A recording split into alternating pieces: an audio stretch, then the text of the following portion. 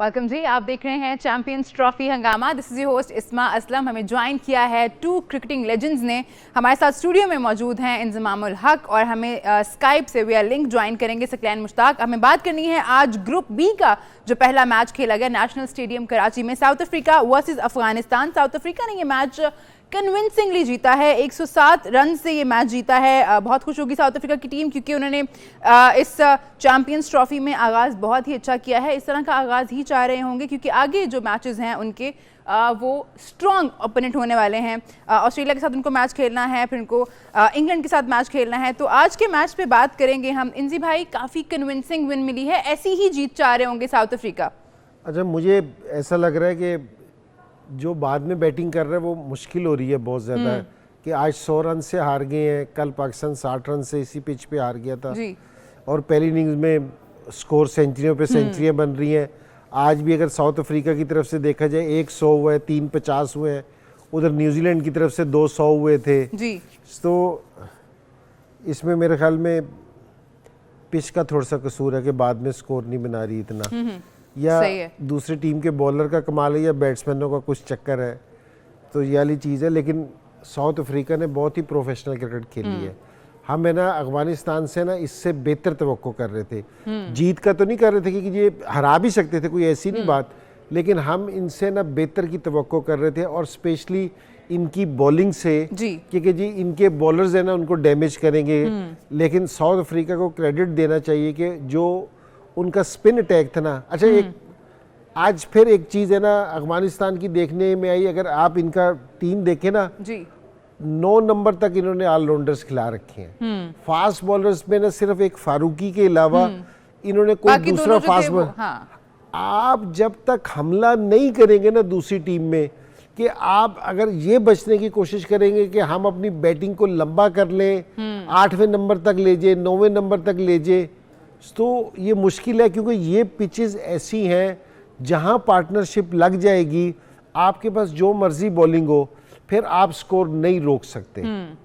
ठीक है ना, कि तेज आउटफील्ड है, तेज सारी चीजें, तो ये वाली चीज लग रही है कि दूसरी टीम में जो जीत रही है ना, अगर आप उनको देखें वो प्रॉपर अपने 5 बॉलर्स के साथ खेलती हैं, बेशक वो स्पिनर्स हो या फास्ट बॉलर की शक्ल में हो, वो फिर पूरा हमला करते हैं। और अभी यहाँ जिस तरह अगर इनकी टीम का देखा जाए, अगर इन्होंने ये नबी भी ऑलराउंडर है, गुलबदीन भी ऑलराउंडर है, उमर जई भी ऑलराउंडर है, तो बस राशिद खान भी ऑलराउंडर, एक फारूकी बेचारा बच गया था, नूर और फारूकी की जी, वो उनके नाम के सामने नहीं लिखा हुआ था। तो आपको इन पिचेस पे मैच जीतने के लिए स्पेशलिस्ट प्लेयर खिलाने पड़ेंगे, और अगर एक ऑलराउंडर कोई बहुत अच्छा हो तो वो खिलाएं। जो भी टीम याली गलती करेगी मेरे ख्याल में वो आप दूसरी टीम को ना रोक नहीं सकेगी, और जिस टाइम वो उसके ओवर गुजारने की कोशिश करते हैं ना, फिर वो बैट्समैन सेट हो जाते हैं, फिर जिस टाइम रेगुलर बॉलर आते हैं ना वो उनको भी मैनेज कर लेते हैं, आराम से स्कोर बनने शुरू हो जाते हैं। तो मेरे यहाँ आपको है ना बिल्कुल अपनी, और देखें मैच ये याद रखें, मैच हमेशा बॉलर्स जितवाते हैं। अगर रेशो चेक की जाए ना मैच जीतने की, तो हमेशा बॉलर्स ज़्यादा मैच जितवाते हैं बैट्समैनों की निस्बत। जिस टाइम भी जो टीम बैट्समैनों से मैच जीतने की कोशिश करेगी ना, तो आप है ना मैच नहीं जीत सकेंगे। इसकी एग्जांपल इंडिया की अगर टीम की दूँ ना, पहले इनके पास बहुत वर्ल्ड क्लास बैट्समैन थे, बॉलिंग उतनी तगड़ी नहीं थी, तो ये है ना उतने मैच नहीं जीतते थे जितने आज जीतेंगे। इनकी जिस टाइम बॉलिंग तगड़ी हुई है ना, तो इन्होंने फिर मैच जीतने शुरू किए। बैटिंग इनकी आज भी मजबूत है, लेकिन जिस टाइम इनकी बॉलिंग मजबूत हुई है ना, तो इन्होंने जीतना शुरू किया है। तो पाकिस्तान को भी ये चाहिए कि जिस तरह ऑलराउंडर्स की बजाय है ना अपने रेगुलर बॉलर्स के साथ खेलें। सकी भाई, इंजी भाई कह रहे हैं कि you have to have specialist if you want to win the games. इस तरह से नहीं होगा कि आप अपनी बैटिंग को बढ़ाते जाएं, आप सोचे कि हम 8 ऐसे लोग खिला लेते हैं जो दोनों चीजें कर लें थोड़ी थोड़ी। तो कॉन्फिडेंस बड़ा जरूरी है अपने प्लेयर पे, अगर आपने जो है मैचेस जीतने हैं यहाँ पे। जी बिल्कुल, देखें जब से क्रिकेट शुरू हुई है, हमने जब से मैंने होश संभाला, मैंने क्रिकेट देखना खेलना शुरू की, और हमसे जो पहले थे वो भी यही कहते थे कि बैट्समैन सकी जब आपने जब से होश संभाला, बहुत पुरानी बात होगी ये। आपसे थोड़ा सा यानी बाद की बात। तो यानी बैट्समैन के लिए ये कहा जाता था कि बैट्समैन सिर्फ एक गेंद की मार है, एक गेंद पड़ा और ये घर को। तो बैट्समैन को यानी अगर 10 बैट्समैन है, 10 अच्छे गेंद कर दिए जाएं तो वो तो गए। अब वो 10 अच्छे गेंद यानी एक गेंद की मार है, और बॉलर्स के पास कितनी ज़्यादा अपॉर्चुनिटीज़ होती हैं, और बैट्समैन के पास अगर हल्की सी खता की, गलती की, और उसके आउट होने के चांसेस कितने ज़्यादा हैं। LBW है, बोल्ड है, स्लिप में है, रन आउट हो सकता है, कैच आउट होता है, बहुत सारी ऑप्शंस होती हैं आउट होने की। तो जो इंजी भाई कह रहे हैं ना कि बॉलर्स जो है मैच जितवाते हैं, ऐसा ही है। बॉलर्स आपके अगर अच्छे होंगे और आपके 5 प्योर बॉलर होंगे जिनको आउट करना आता होगा, तो आपके पास 300 डिलीवरीज में से आपने 10 गेंद ऐसे रखने हैं जिसकी वजह से आपने बैट्समैनों को आउट करना है।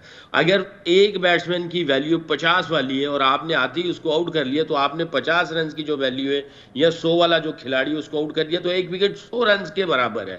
आप एक गेम चेंजर को आउट कर दें, पूरा मैच का पासा पलट सकते हैं। तो बॉलर्स ही गेम को साइड पे रखते हैं, जो इंजी भाई बार बार बात कर रहे हैं। अब आप ये देख लें, इंडिया की टीम है तो अगर उनके 3 बैट्समैन ऐसे हैं, फर्ज किया शुभमन गिल बड़ी फॉर्म में है, विराट कोहली की विकेट बहुत बड़ी है, रोहित शर्मा है, ये तीन जो है पूरी टीम के बराबर है अगर देखा जाए। बाकी तो बीच में इनके अराउंड चलेंगे ना।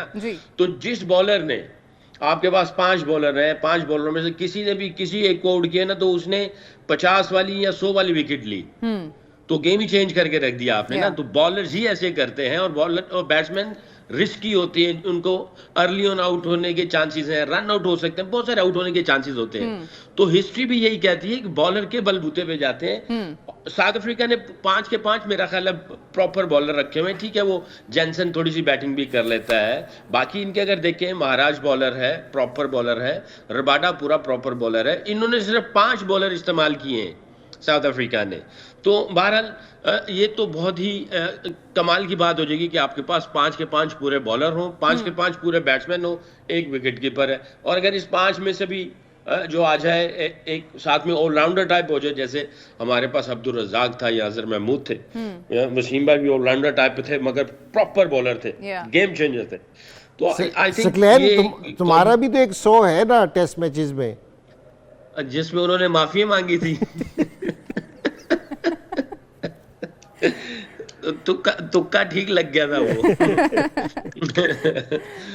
बहरहाल एनीवे तो इंजी भाई की बात जो है वो बिल्कुल ऐसे ही है। और दूसरा ये है कि आपको फ्लैट पिचेस के ऊपर आप कैसे आप अग्रेसिव क्रिकेट नहीं खेल सकते हो, आपको अग्रेसिव क्रिकेट खेलनी पड़ेगी।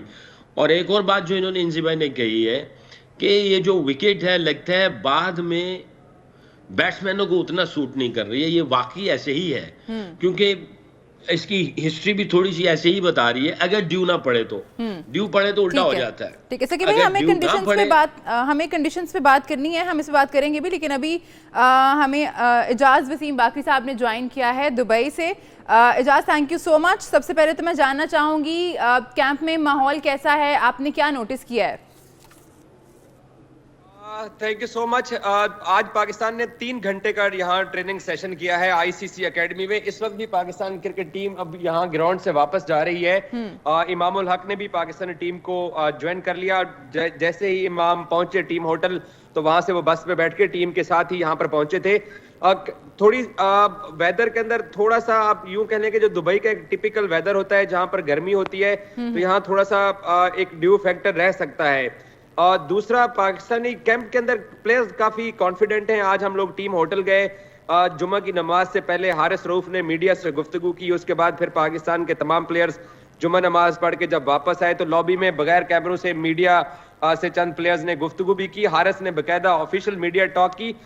बड़ा क्लियर मैसेज हारिस रऊफ ने दिया पूरी टीम की तरफ से कि हमने न्यूजीलैंड की शिकस्त को भुला दिया है, और हम ये चाहते हैं कि पाकिस्तान के जो फैंस हैं, जो पाकिस्तान की जो क्रिकेट कम्युनिटी है, वो हमें इंडिया वाले मैच के लिए सपोर्ट करें और Pakistan cricket team come back करेगी। इनफरादी तौर पर भी प्लेयर्स का यही कहना था कि उनको भी शिकस्त का, वो कहते जी हमें एहसास और अदराक है। बट एक चीज मैंने नोट किया है आज हारिस रऊफ की गुफ्तगू से, और बाकी प्लेयर्स जो जुम्मा नमाज पढ़ के वापस आए, लॉबी में मौजूद थे, सब लोग एक तरह से पाकिस्तान की जो क्रिकेट कम्युनिटी है, चाहे मीडिया है या एक्स क्रिकेटर है, वो उनसे हेल्प सीख कर रहे थे कि हमें सपोर्ट कीजिए। और पाकिस्तानी टीम का जो अंदाज है, जो ट्रेनिंग में हमें अग्रेशन दिखाई दिया। और फिर आपको ये भी बताऊं कि कराची के बाद आज ये दूसरा मौका था, पहली मर्तबा हमने ऐसे देखा कि पहले जो टेल एंडर्स हैं उनको बैटिंग कराई गई। सबसे पहले जब पाकिस्तान ने हल्की फील्डिंग ड्रिल्स करने के बाद जब नेट प्रैक्टिस स्टार्ट की तो शाहीन शाह अफरीदी, हारिस रऊफ को, इब्रार को पहले बैटिंग कराई गई और उसके बाद फिर सीनियर बल्लेबाजों ने बैटिंग की और इन लोगों ने उनको बॉलिंग की और उसके बाद फिर फील्डिंग की ड्रिल्स भी हुई हैं। फील्डिंग की, कैचिंग की ड्रिल्स भी हमने देखी हैं। हसनैन काफी ज्यादा ग्राउंड में एक्टिव दिखाई दिए हैं। जैसे अब सकलैन भाई ने हिंट दिया है कि प्रॉब्ली पाकिस्तान 4 पेसर्स के साथ जा सकता है या पाकिस्तान अब 4 रेगुलर बॉलर तो है पाकिस्तान के पास इब्रार को मिला के। एक और चीज भी मैं आपको बता दूं, आज यहाँ दुबई में सुनील गावस्कर साहब ने इंडियन मीडिया से गुफ्तगू की और उन्होंने बड़ा एक ऐसा स्टेटमेंट दिया जिसके ऊपर डिस्कस किया जा रहा है। उन्होंने यह मशवरा दिया कि पाकिस्तान के खिलाफ हशरत राना को रेस्ट करवा के इंडिया वरुण चक्रवर्ती के साथ मैदान में उतरे, यानी इंडिया 4 रेगुलर स्पिनर के साथ जाए और एक मोहम्मद शामी, क्योंकि वो 5 आउट कर चुके हैं। दूसरी तरफ पाकिस्तान, हसनैन को हमने एक्टिव देखा है ग्राउंड के अंदर, कामरान गुलाम और हसनैन काफी एक्टिव दिखाई दिए हैं। अब क्या सऊद शकील को रेस्ट करवा के कामरान गुलाम को चांस मिलता है या फिर उस्मान खान को भी हमने देखा बकायदा उनको अच्छी जो है वो कैचिंग प्रैक्टिस कराएगी और उन्होंने नेट्स के अंदर भी काफी देर गुजारी है। मैं अभी कंफर्म नहीं कर सकता, मेरा गेस है कि उस्मान खान को पाकिस्तान मैदान में उतार सकता है और ये चांसेस हैं कि बाबर वन डाउन की पोजीशन पे चला जाए, उस्मान और इमाम ओपनिंग कर लें। लेकिन ये सारे वो ऑप्शन हैं जो वाइड हैं। कल क्योंकि कप्तान की ऑफिशियल प्रेस कॉन्फ्रेंस होगी तो प्लेइंग 11 का पूछा जाएगा, लेकिन ऐसा नहीं है कि जैसे हम ये कोई प्रेडिक्ट कर सकें कि कौन खेलेगा। लेकिन आप हसनैन को, कामरान गुलाम को और उस्मान खान को आप टीम के अंदर देख सकते हैं। आप अगर शायद सऊद शकील प्रॉब्ली पाकिस्तान रेस्ट भी करवा सकता है, पाकिस्तान 4 पेसर के मिजाज। जो चीज पॉजिटिव नोट की है कि वो न्यूजीलैंड की हार को भूलना चाहते हैं और आपके पास भी 2 पाकिस्तान के टॉप एक्स क्रिकेटर बैठे हुए हैं और हम मीडिया वाले हैं।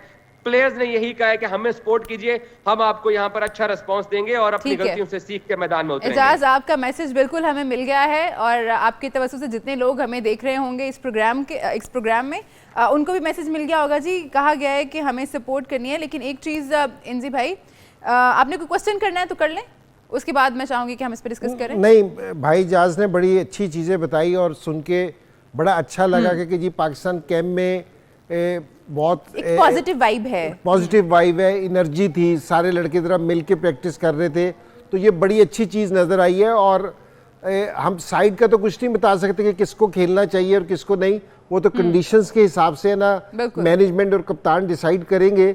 लेकिन ये बात बिल्कुल सही है आपने कही, और जो प्लेयर्स डिमांड कर रहे हैं कि हमें प्लेयर्स को अपने सपोर्ट करना चाहिए। अगर हमारी टीम पहला मैच हार गई है, और जाहिर बात है मैं भी और सकलैन भी, हम दोनों ये महसूस करते हैं कि जिस समय हमारे से परफॉर्मेंस अच्छी नहीं होती थी, हम भी अपनी है ना पीछे पुराने प्लेयर्स से, अपने कौम से यही तवक्को करते थे कि हमें बैक किया जाए। तो हम बिल्कुल हारिस रऊफ की इस बात से बिल्कुल एग्री करते हैं और हम बिल्कुल अपनी टीम के लिए अच्छे अल्फाज इस्तेमाल करेंगे, अपने लड़कों को बैक करेंगे। और अभी नहीं करेंगे, अगर आगे भी खुदा ना खास्ता अभी नहीं कहना चाहिए, लेकिन मेरे ख्याल में काफ़ी सारे लोग ऐसे हैं जो उनको मुसलसल बैक करते हैं इस चीज़ पे। ठीक है एजाज, मैं जानना चाहूँगी आपसे, क्या आप हमें कुछ बता सकते हैं कि इंडियन टीम ने आज प्रैक्टिस की है या फिर उनकी प्लेइंग 11 में कुछ चेंज हम एक्सपेक्ट कर सकते हैं? इंडिया का आज रेस्ट डे था क्योंकि उन्होंने गुज़श्ता रोज बांग्लादेश के खिलाफ मैच जीता, तो आज इंडियन टीम का रेस्ट डे था। कल इंडियन टीम डे टाइम में प्रैक्टिस कर रही है 1:30 से लेकर 4 बजे तक, और पाकिस्तान शाम 6:30 बजे से लेकर पाकिस्तान 9:30 बजे तक ट्रेनिंग कर रहा है। और कल दोनों कप्तानों की प्रेस कॉन्फ्रेंस भी है। एक और चीज जो दुबई में मैंने आज देखी है, कराची में भी मैं था जब पाकिस्तान क्रिकेट टीम न्यूजीलैंड से मैच हारी, तो जैसे क्राउड डिसअपॉइंटेड था, हम सब लोग डिसअपॉइंटेड थे। बाहर हमने जब पब्लिक के साथ गुफ्तगू की तो लोग बड़े नाराज थे। आज दुबई के अंदर बड़ा अजीब सा एक जो है ना वो अच्छा लगा कि जब पाकिस्तान क्रिकेट टीम की बस आके रुकी, वो फुटेजेस मीडिया पे चल भी रहे हैं, 24 के ऊपर भी वो विजुअल्स मौजूद है कि तकरीबन 200 से 300 के करीब क्रिकेट फैन जो है, इंजमाम भाई और सकलैन भाई जानते हैं आईसीसी एकेडमी का जो एंट्री गेट है बड़ा छोटा सा है, इतनी ज्यादा तादाद में लोग आए और उन्होंने आके बाबर आजम के नारे लगाए, शाहीन के नारे लगाए और बड़ी तादाद में फैंस थे।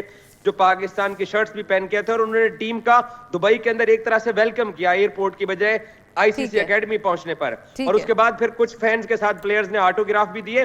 सो टीम के अंदर वो लग रहा है कि उनको अंदाजा है कि ये मैच ही उनके लिए सब कुछ है। एक और चीज मैं आपको बता दूं, अगर ये मैच पाकिस्तान खुदा ना खास्ता लूज कर जाए तो बहुत सारे क्रिकेटर्स का जो टीम के अंदर न्यूजीलैंड का जो अगला टूर है 2 हफ्ते बाद, वो नहीं हो सकता। और अगर आपने इंडिया को ये मैच हरा दिया तो विराट कोहली और रोहित शर्मा का भी वनडे करियर खत्म हो सकता है। ये बहुत बड़ा मैच है दोनों साइडों के लिए। ठीक है जी, thank you so much Ejaz, आपका प्रोग्राम में हमारा साथ देने का। अभी एजाज वसीम बाकी साहब ने हमें ज्वाइन किया था और वो बता रहे थे कि पाकिस्तान क्रिकेट टीम ने आज दुबई इंटरनेशनल स्टेडियम में प्रैक्टिस की है और कल भी उनकी प्रैक्टिस है, लेकिन टाइम जो है उससे थोड़ा सा हमें लग रहा है कि इस पे सवाल उठने चाहिए। हमारा इवेंट है, हमारा टूर्नामेंट है, लेकिन प्रैक्टिस की जो टाइमिंग है ना वो कंसिस्टेंटली आप एक टीम को रात की दे रहे हैं और एक टीम को सुबह की दे रहे हैं। सकी भाई, इससे फ़र्क पड़ता है क्या कि आपकी टीम जो है वो रात को प्रैक्टिस कर रही है और जो ओपोनेंट टीम है वो दिन में प्रैक्टिस कर रही है? देखें, हमारा अगला मैच इंडिया के साथ है। इंडिया हमसे पहले पहुंचा, वो क्लेमेटाइज पहले होगा। उन्होंने डे में प्रैक्टिस भी की, जो जहाँ तक मुझे खबर मिली उन्होंने आज मेरा ख्याल है डे में प्रैक्टिस की, पाकिस्तान ने नाइट में प्रैक्टिस की। आज कल भाई आज नहीं प्रैक्टिस की, उन्होंने रेस्ट किया, उन्होंने रेस्ट किया, हमने नाइट प्रैक्टिस की। कल भी हम नाइट प्रैक्टिस करेंगे। मैच डे नाइट है, हमें डे का हिस्से का जो है ना बैटिंग मिली, ना बॉलिंग मिली, ना फील्डिंग मिली, और हमें नाइट का ही वो सारी चीज़ें चल रही हैं। और इंडिया जो है वो हमसे पहले गई हुई है और वो जनाब डे भी यूटिलाइज कर रहा है, नाइट भी है। हम लोग सफ़र करके जाएंगे, वो एक जगह में बैठे रहेंगे, वहीं पे खेलेंगे। उनको तो जनाब वो जो है वो सर पे बिठाया हुआ है, उनको इज्जत दी जा रही है। बट आई थिंक ये हमारा टूर्नामेंट है तो हमें इसके फिक्सचर को देखना चाहिए था। बहुत फ़र्क पड़ता है जब आप जा रहे हो और आप, मेरा ख्याल है इस टूर्नामेंट का सबसे बड़ा मैच है ये, पाकिस्तान और इंडिया इस टूर्नामेंट का सबसे बड़ा मैच है। और इस मैच में सबकी तैयारी इक्वल होनी चाहिए और अपॉर्चुनिटी इक्वल देनी चाहिए। और हमें भी देखना चाहिए था, आईसीसी को भी देखना चाहिए था कि पाकिस्तान ठीक है ट्रैवल करके आ रहा है, ये कंडीशन डिफरेंट है, दुबई की कंडीशन डिफरेंट है, तो हमें कम से कम डे में भी प्रैक्टिस मिलती, नाइट में भी प्रैक्टिस मिलती। और जब हम लोग मैच खेलने के लिए जाते हैं तो कम से कम हमें दोनों डे और नाइट की कंडीशंस का हमें कुछ पता होता, हम क्लेमेटाइज हो गए होते। I think this is unfair. और ये पिछली दफ़ा भी ऐसे ही किया था जब 2022 वर्ल्ड कप हुआ था। मैं उस वक्त हेड कोच था, मेलबर्न में पाकिस्तान वर्सेस इंडिया मैच था, हमें इन्होंने नाइट प्रैक्टिस ही नहीं दी, यानी नाइट में बैटिंग ना बॉलिंग कुछ भी नहीं, और हमें सारे डे प्रैक्टिस दिए गए। और उस वक्त मैंने आईसीसी को भी फ़ोन किया, मेरी ठीक ठाक उनके साथ गर्मा गर्मी हुई। मैंने उनको कहा आप इस तरह अनफेयर क्यों कर रहे हैं? कह रहे हैं हमारे पास जो रोटा बनाया हुआ है, जो सिस्टम बनाया हुआ है, उसमें आपकी बारी इस मरतबा नहीं आगे आएगी। और इंडिया को इन्होंने डे में भी प्रैक्टिस दी, नाइट में भी प्रैक्टिस दी। हमें मैच से एक दिन पहले इन्होंने कहा सुबह आप आएंगे, आप बैटिंग और बॉलिंग करेंगे, फिर आप होटल चले जाएंगे, शाम को आएंगे, शाम को आप सिर्फ अंडरलाइट्स फील्डिंग करेंगे और फिर आप वापस चले जाएंगे और अगले दिन मैच खेलेंगे।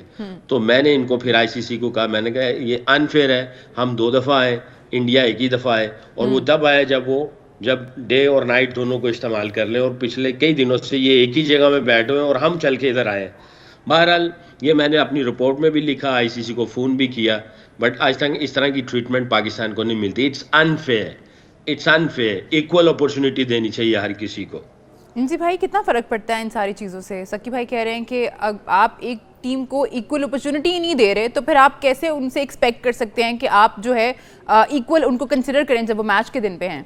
नहीं, बिल्कुल सही है। और देखो ये सारी टीमों का राइट है, अगर बेशक इंडिया भी हो, कि अगर उन्होंने भी 2 दिन अगर प्रैक्टिस करनी है तो उनको भी एक दिन दिन में दें, एक दिन रात को दें। तो ये नहीं है कि जी हम पाकिस्तान की वजह से कह रही है, कोई भी टीम हो ये उसका, क्योंकि आपने मैच दिन की रोशनी में भी खेलना है और लाइटों में भी खेलना है। तो आपको प्रैक्टिस जो आपने मैच खेलना है, आपने मैच ही की प्रैक्टिस करनी है ना। तो अगर मैच आपका दिन में भी है हाफ मैच, और अगर हाफ मैच लाइटों में है, तो प्रैक्टिस भी दोनों तरफ करनी चाहिए। और मैं इस चीज़ को, दूसरी चीज़ ये करूँ कि ये जिस टाइम शेड्यूल बन रहा होता है ना, जिस तरह मैचेस का भी शेड्यूल बन रहा होता है, उस तरह प्रैक्टिस का भी शेड्यूल बन रहा होता है। तो उस टाइम है ना, हमारी जो उनकी मैनेजमेंट है ना, उनको ये वाला रोल अदा करना चाहिए कि हमें है ना फलां टाइम पे इस टाइम है ना हमें प्रैक्टिस सेशन चाहिए। ये आपको पहले से, क्योंकि मैं इसलिए कह रहा हूँ कि ये मैं आपको आज से 15 से मुझे 16-17 साल हो गए छोड़े हुए क्रिकेट। तो जिस टाइम बॉब वुलमर होता था ना, वो मेरे से आके पूछता था कि जी मैं उनको है ना लिख के भेजूंगा कि हमें प्रैक्टिस इस टाइम चाहिए, कि तुझे किस टाइम प्रैक्टिस चाहिए।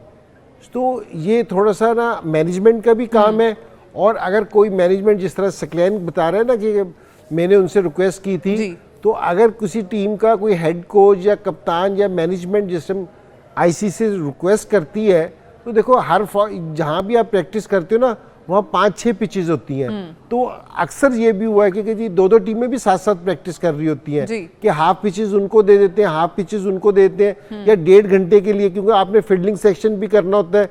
तो पहले एक टीम से कहते हैं कि आप फील्डिंग सेशन कर लो, बाद में बैटिंग कर लो। ठीक है, तो ये कोई मैनेज किया जा सकता है, कोई ऐसी चीज नहीं है। इक्वल अपॉर्चुनिटी देना बड़ा जरूरी है, दोनों टीम्स को जब वो आमने सामने आ रही हैं, और स्पेशली जब इतने बड़े गेम में जिसपे आपके।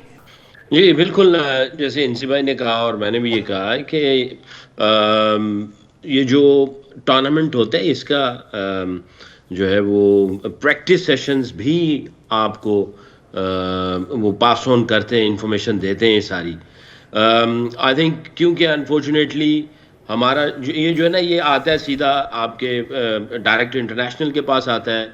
आई थिंक वो ये जो ईमेल आती है वो फिर वहाँ से मैनेजमेंट की तरफ जाती है, मैनेजमेंट जो है वो फिर हेड कोच के पास आती है, फिर हेड कोच बैठ के इसके ऊपर डिस्कशंस करते हैं कि भाई मैचेस कहाँ पे हैं, उस मैचेस से पहले हमें कौन कौन सी प्रैक्टिस सेशन चाहिए होंगी, उसकी क्या रिक्वायरमेंट होंगी, ताकि हम मैच के लिए अपने आप को प्रिपेयर कर सके। तो 2022 जो वर्ल्ड कप था जो ऑस्ट्रेलिया में हुआ, जिसमें मैं हेड कोच था, तो मुझे आप यकीन करें कि जब हम लोग वहाँ पहुँच गए, मेलबर्न में पहुँचे, तो 3 दिन पहले जाके ये सारी इन्फॉर्मेशन मिल रही थी। और मैं सर पकड़ के बैठ गया, मैंने कहा ये हो क्या रहा है, और आईसीसी इतना लेट इन्फॉर्मेशन क्यों दे रही है, अगर दे भी रही है तो हमारी तरफ से क्यों इतनी देर हुई। हमें इसके ऊपर पहले से डिस्कशंस कर लेना चाहिए था, हमें पता होना चाहिए था कि भाई हमारे प्रैक्टिस सेशंस किसके साथ हैं और मैच कहाँ पे हैं, उसमें क्या वो उससे मैच खा रहे हैं, हमारी जो प्रैक्टिस होगी वो मैच से रिलेटेड होगी कि नहीं होगी। अभी भी देख लें, आई डोंट नो कि पिछली सीरीज़ में हमारे मैनेजर साहब कौन थे, इसमें कौन मैनेजर हैं और हेड कोच इंटरम है। तो जैसे हम पहले से बातें करते चले आ रहे हैं ना कि प्रेपरेशन सिर्फ ये नहीं कि खिलाड़ियों की प्रेपरेशन हो रही है, इवन हर ट्रेनिंग सेशन की प्रैक्टिस हो रही है, हर ट्रेनिंग सेशन की प्रिपरेशन हो रही है। आपने हर लिहाज से प्रिपेयर करना है अपने आप को। और यहाँ पे आईसीसी है या कोई और बोर्ड है, ये पाकिस्तान को बहुत हल्का ले जाते हैं, ये बिल्कुल पाकिस्तान को इग्नोर कर देते हैं। मैं बड़े कन्विक्शन के साथ ये बात कर रहा हूँ, और मैं उस वक्त चीखा आईसीसी के साथ भी, उनको मैंने कहा, और मैंने कहा मुझे सारा फिक्सचर बताएं किसकी कहाँ कहाँ प्रैक्टिस है। मुझे वो फिक्सचर नहीं दिया गया, और उन्होंने कहा जी आगे जाके रोटेट कर दिया जाएगा, क्योंकि हम हर किसी को नाइट प्रैक्टिस नहीं दे सकते, मगर हमें नहीं मिली थी। और ये देख ले, ये हमारा अपना टूर्नामेंट है, और इस टूर्नामेंट में हमें दोनों नाइट दे दिया गया है। अभी देखिए, अभी गवास्कर साहब का, एजाज साहब ने ये कहा जी, गवास्कर साहब ने कहा जी एक और स्पिनर बीच में डाल दो और फास्ट बॉलर को कम कर दो, और उन्होंने बयान दिया है। क्या गवास्कर साहब जो कह रहे हैं, मैं उनकी बहुत इज्जत करता हूँ, क्या पिचेस इनके अपने कंट्रोल में है, बीसीसीआई के कंट्रोल में है कि वो पिच ऐसी बना देंगे जिसमें 4 स्पिनर डाल दें और एक उसको निकाल दें? यू नेवर नो, हो सकता है ये ऐसे कर सके। मुझे मैं सही कह रहा हूँ कि इनका इतना इन्फ्लुएंस है बीसीसीआई का, ये कर सकते हैं ऐसे, ये और यू नेवर नो, ये 4 स्पिनर बीच में डाल दें। और पिछली दफा जब हम लोग गए थे T20 वर्ल्ड कप खेलने के लिए और एशिया कप खेलने के लिए, इनके 4 फास्ट बॉलर होते थे और एक स्पिनर होता था जी।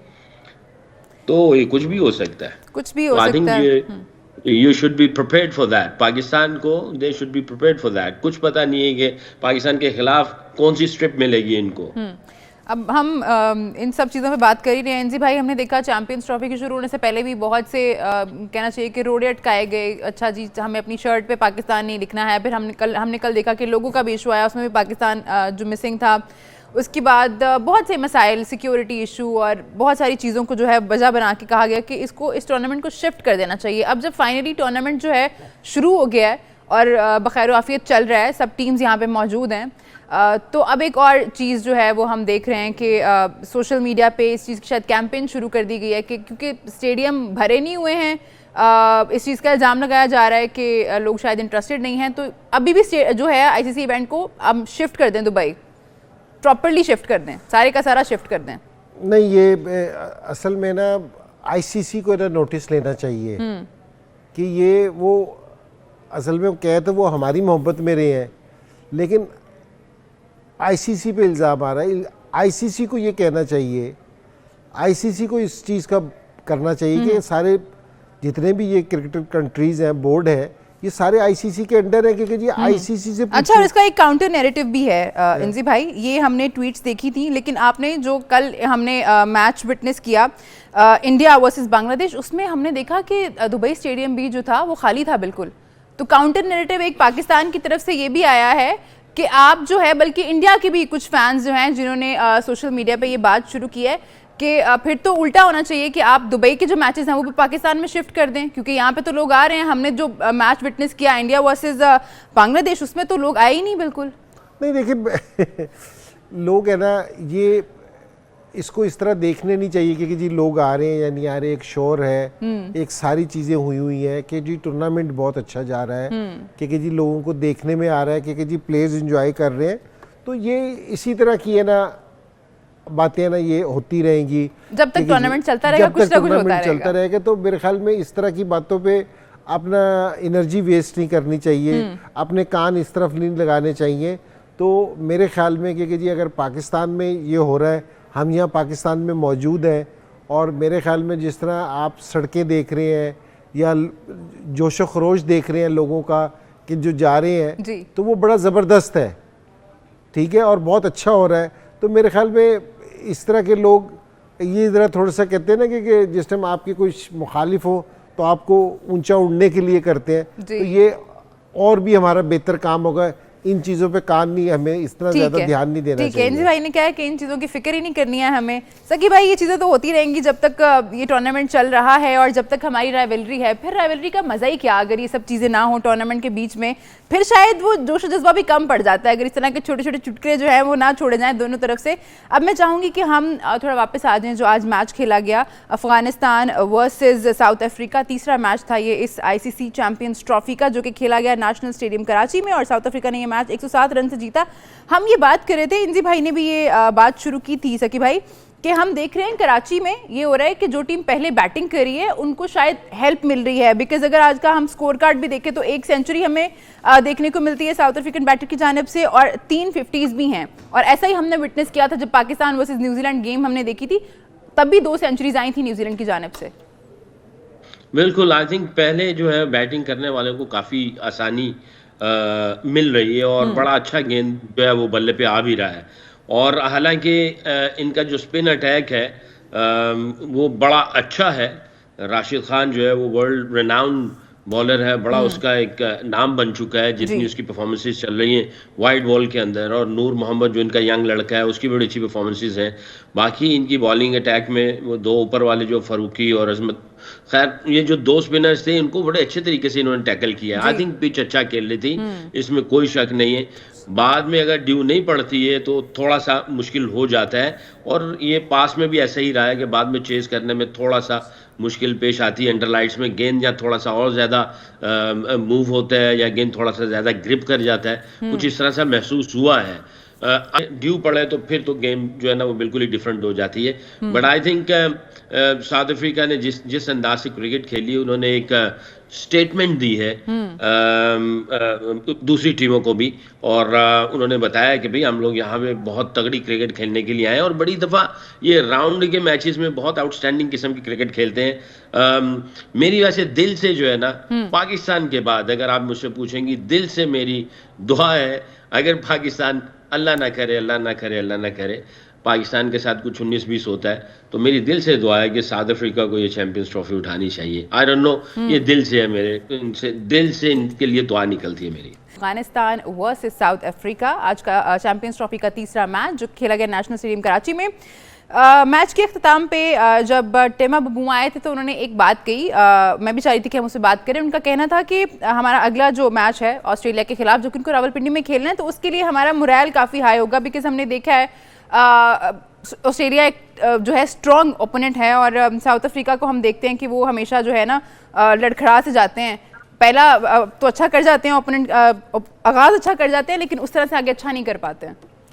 नहीं, सही कहा है कि जो जीती हुई टीम है, अच्छा परफॉर्मेंस किया है, बड़े मार्जिन से जीते हैं, तो जाहिर है कॉन्फिडेंस लेवल हाई होगा। लेकिन अभी वो ठीक है कि कॉन्फिडेंस के साथ दाखिल होंगे, लेकिन असल में देखना है कि ऑस्ट्रेलिया किस कॉन्फिडेंस के साथ दाखिल होता है कि एक तो उनकी टीम नहीं है, कल पहला मैच है, कल पहला मैच है, टीम नहीं है जी। अगर ये नए लड़के कल अगर इंग्लैंड को हरा देते हैं, क्योंकि इंग्लैंड कल के मैच में फेवरेट है जी, क्योंकि जी उनका एक्सपीरियंस ज्यादा है, इस टाइम बड़ी टीम है, क्योंकि उनके काफी सारे ठीक है 4-5, अगर वो जीत जाते हैं और अगर वो भी इसी कॉन्फिडेंस के साथ दाखिल हुए तो फिर एक कांटेदार मैच देखने को मिलेगा। सकी भाई, मैं चाहूंगी आप भी कुछ ऐड करें इसमें, लेकिन टाइम हमारे पास बहुत कम है, we have got 20 seconds. I think Klaasen भी मेरा ख्याल है इंजर्ड था, अगर वो आ जाता है तो साउथ अफ्रीका की टीम जो है ना काफी तगड़ी हो सकती है। ऑस्ट्रेलिया का देखना पड़ेगा इंग्लैंड के खिलाफ वो कैसा एग्जीक्यूट करते हैं और कौन सा कॉन्फिडेंस लेके जाते हैं। ठीक है सकी भाई, बहुत शुक्रिया आपका। इंजी भाई आपका बहुत शुक्रिया, आप लोगों का भी बहुत शुक्रिया प्रोग्राम में हमारा साथ देने का। आपसे हमारी मुलाकात होगी कल दोपहर 1 बजे। उस वक्त के लिए अपना बहुत ख्याल रखिए और देखते रहिए सिटी न्यूज़ नेटवर्क।